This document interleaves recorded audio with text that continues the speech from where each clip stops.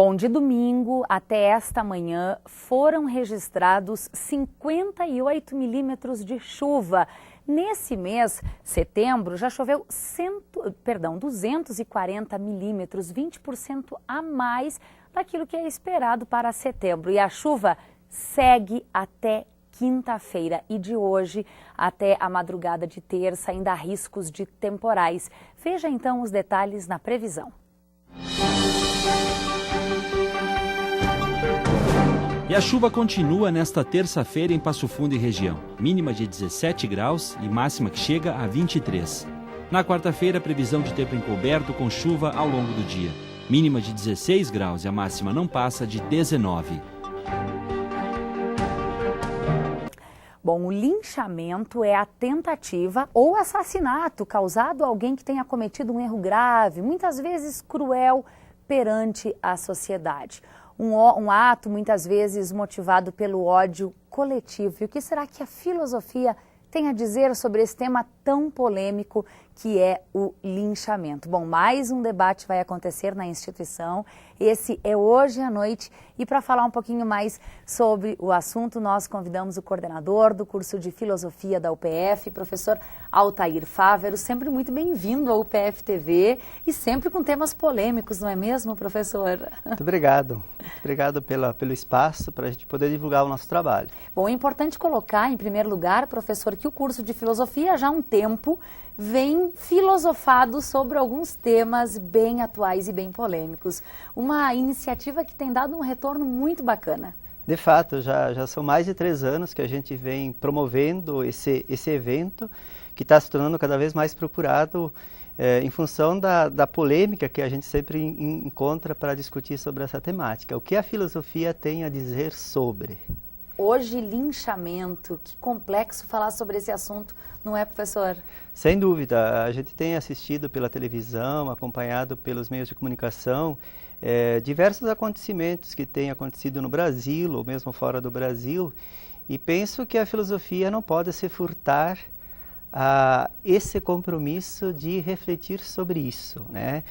Sobre tantos outros temas que já debatemos nas outras edições e agora escolhemos como tema de debate esse polêmico assunto. Vocês já falaram sobre futebol aí envolvendo Copa do Mundo, já falaram sobre eleições, dá para citar mais alguns assuntos aí, professor? Já foi feito o que a filosofia tem a dizer sobre a lei da palmada, sobre as redes sociais e agora esse tema que está em pauta. Pois é, a gente viu aí há poucos dias uma torcedora do Grêmio linchada por uma população de torcedores, por parte da população brasileira. Para citar um outro caso recente, o pai e a madrasta do menino Bernardo, assassinado recentemente, também passaram por situações de linchamento. Homossexuais também passam por isso, professor? A discussão é envolvendo um pouco de tudo isso. Veja bem que quando eu digo que a filosofia também quer se posicionar sobre essa temática, não para fazer julgamentos, mas para pensar sobre, né? A tarefa da filosofia sempre foi, historicamente, ser esse espaço saudável de reflexão sobre os fenômenos, né?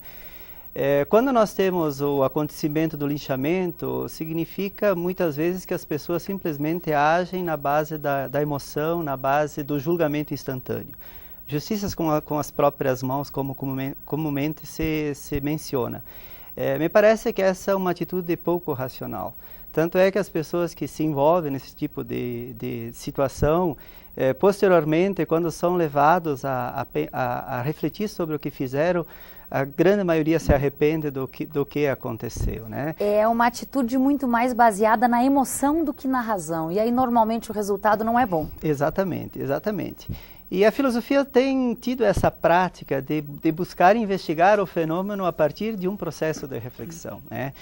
E aqui a gente poderia invocar muitos pensadores que já se debruçaram sobre essa temática em muitas situações, né?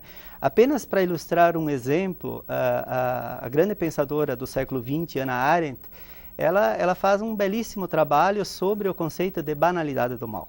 E ela vai trabalhar esse conceito justamente na situação que levou ao extremo do nazismo, né?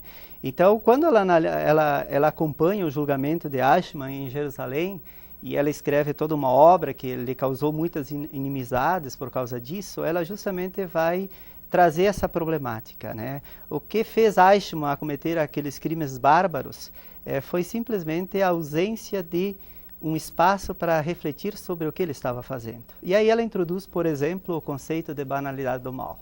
E ela nos alerta que todos nós podemos cometer o mesmo erro quando nós perdemos essa capacidade de pensar sobre o que estamos fazendo. Ou seja, qualquer um de nós está sujeito, em algum momento na vida, a agir muito mais pela emoção do que pela razão, professor? Perfeitamente. Esse é o princípio que mobiliza ações como o linchamento, né? Essa incapacidade de refletir sobre, né? Essa incapacidade de a gente dar-se conta que tipo de ação nós praticamos, né? Bom, o debate não vai acontecer aqui no estúdio, é logo mais à noite, então eu vou parar de fazer perguntas para deixar o público também com vontade estimulado a estar hoje à noite. Está bem. No IFCH, não é, professora? Todos convidados, vai ser no auditório do LCI, às 19h30, entrada franca. Há muitos convidados e há muitos cursos envolvidos e o evento tem sido cada vez mais com sucesso de público. E sempre há muito que aprender, né? É. Professor, muito obrigada. Sucesso em mais uma edição. Muito obrigado. Obrigada. Bom, apresentar teatro para crianças de escolas públicas de Passo Fundo e região. Essa é a proposta do projeto Teatro a Mil do SESC de Passo Fundo. E esta edição vão estar sendo oferecidas atividades entre os dias 2 e 3 de outubro. Vão ser realizadas 4 apresentações da peça Nina, o Monstro e o Coração Perdido. Escolas interessadas podem entrar em contato no SESC pelo telefone 3313 4318. As apresentações são de graça.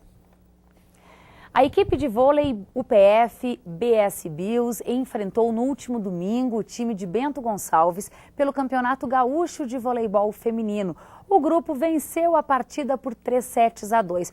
O jogo teve que ser interrompido por cerca de meia hora por causa de uma forte chuva e de uma goteira no meio da quadra. Bom, com a vitória, a equipe somou 11 pontos e é líder isolada na competição. O próximo desafio deste time de vôlei feminino, BS Bills UPF, é contra o time de Bento.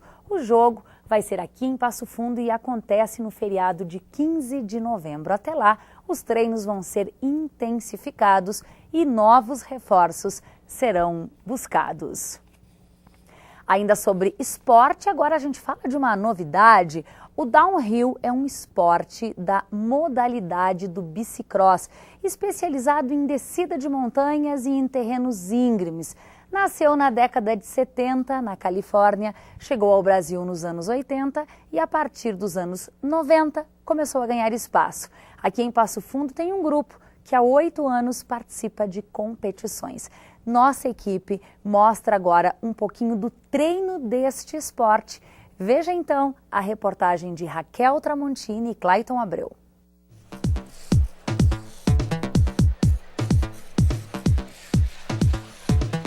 Velocidade, agilidade e muita concentração. O downhill é uma forma de ciclismo que tem como objetivo descer de bicicleta no menor tempo possível um determinado percurso.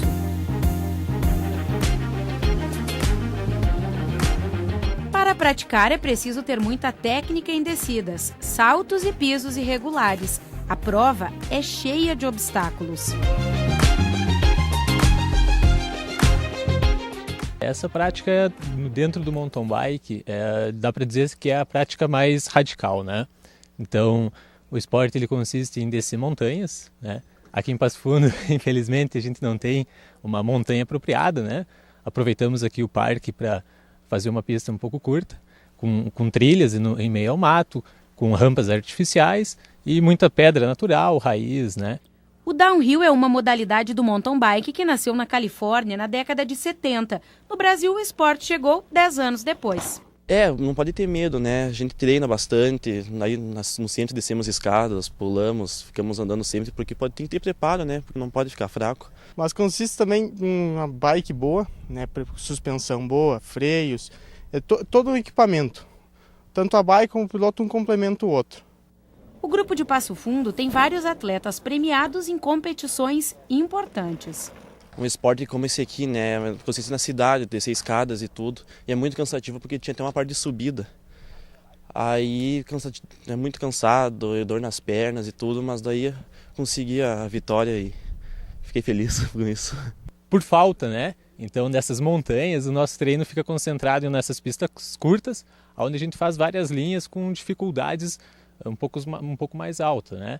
Para que a gente possa, então, treinar um pouco da técnica. E também, fora disso, a gente faz treinos físicos, né? Porque não só de técnica é o esporte, nós precisamos também de uma certa resistência. A prática do esporte exige uma série de cuidados, já que as quedas não são pequenas e podem machucar facilmente. É algo imprescindível para o esporte, né? Antes de qualquer garoto aí começar a praticar, nós instruímos eles a usarem pelo menos capacete, né? Joelheiras, cotoveleiras e luvas, né? Isso é o mínimo que se usa para praticar, começar no esporte.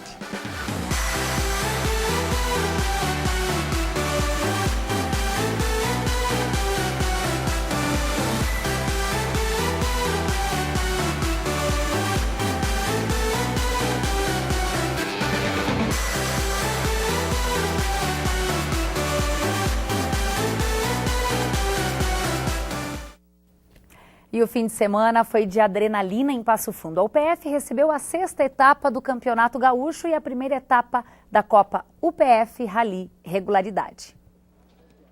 Jean e Lucas sempre acompanharam provas de rally junto com a torcida, mas este ano eles resolveram mudar. Apaixonados por carros e aventura, a dupla veio de estação para se juntar às outras equipes e correr na Copa UPF. Muita atenção, muita concentração, se preparou bastante, mas mesmo assim, todo cuidado vai ser pouco, né? No Campeonato Gaúcho, também há experientes no esporte. Ari e Rogério correm juntos há 26 anos e já ganharam competições dentro e fora do estado. Cada prova, nesses 26 anos, é diferente uma da outra. Porque como é em estrada aberta, não tem como prever alguma coisa. Tu pode ter um trator na estrada, um outro carro na frente, bois na estrada, e isso, cada prova tem a sua peculiaridade. Antes da saída, uma pausa para foto, cumprimentos e boa sorte. Um rally de regularidade, onde as médias são impostas, né? Mas o pessoal tem que manter a regularidade e essa é o diferencial que deixa a prova boa, assim, em questão da dupla navegador e piloto. A largada aconteceu no Campus 1 da UPF. Já no carro, hora de fazer ainda os últimos ajustes, repassar as rotas e acelerar. Mais de 20 duplas participaram das etapas. Diferente de outros anos, a alta velocidade não foi o principal objetivo dos pilotos nesta corrida, mas sim fazer um bom tempo no percurso de 100 quilômetros. No caminho, o cenário não podia ser outro: estradas de chão, curvas fechadas e muita poeira. Aqui os amigos não perderam tempo, montaram um acampamento junto à estrada, arrumaram o almoço e registraram cada segundo. Eu tenho um site que eu posto as fotos de eventos e foto que eu reunião com os amigos, assim, tudo relacionado ao meio automobilístico. É legal, o pessoal aqui ó, vai passar lá, o pessoal tá caprichando dessa vez, tá correndo legal, tá cada vez melhor, cada ano tá melhorando o rally aí. Enquanto as provas ocorriam, na UPF tinha mateada, atividades recreativas, exposição de carros antigos e quadrados e adoção de animais. Mas do fim de semana, a imagem que fica é essa, onde homem e natureza dividem a mesma paisagem. E essas foram as informações de hoje. A gente volta amanhã, sempre ao vivo, ao 12h30. Esse programa também tem horários alternativos às 7h30 da noite e às 10h30 da noite. Obrigada pela sua companhia, um ótimo início de semana e até amanhã.